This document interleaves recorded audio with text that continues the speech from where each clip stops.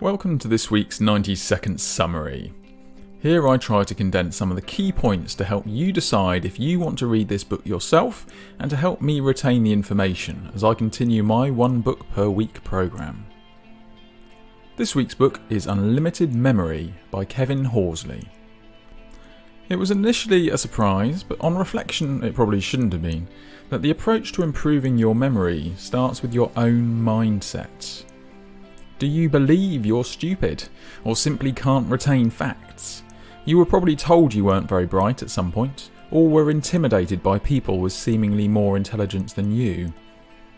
If you convince yourself you don't have a great memory, then in the immortal words of the Choose Your Own Adventure book series, your adventure ends here. The book repeatedly focuses on your beliefs and focus as being the foundational elements. If you aren't really paying attention to something, or feel you are uninterested in it, then you will never retain the information. I have been terrible at remembering people's names in the past. Sadly, this seems to reflect only on my lack of interest rather than in any innate dysfunction. You need to be curious about something if you're going to stand any chance about learning and retaining the information about them. So eliminate your inner voice of doom and focus on what you want to learn. Then be super clear regarding what you want to achieve from the information you're seeking. What elements do you really need to know? You probably don't need to retain an entire book, although this is completely possible using techniques described in this book. So which topics are the ones that you really want to zone in on? The techniques of memory retention form the majority of the book and its content, and there are a variety of tools which can either be used standalone or chained together to allow for some truly incredible feats of memory retention.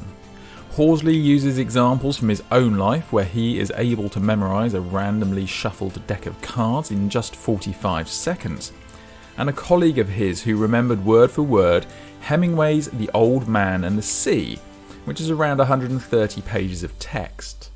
None of this involves trying to learn anything by rote, or by reading and rereading and reading again, which is how most of us have attempted to learn things throughout our lives. Horsley shares 6 tools to help you memorise the information you want. They all work by enhancing the visualisation process and making the information as fun or silly as possible. Basically, the more fun and outrageous you can make your visualization process, the easier it will be to stick.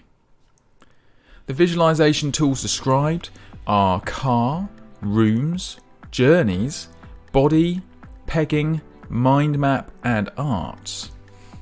Horsley shares processes for linking these together and gives recommended solutions for remembering specific types of information or for preparing for speaking events.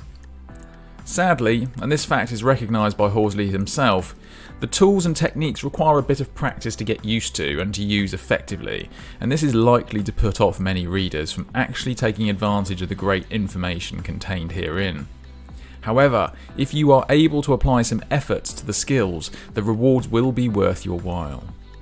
So, in conclusion, this was a well-presented book, easy to read and with great information. Now I just need to ensure that I put it into practice myself.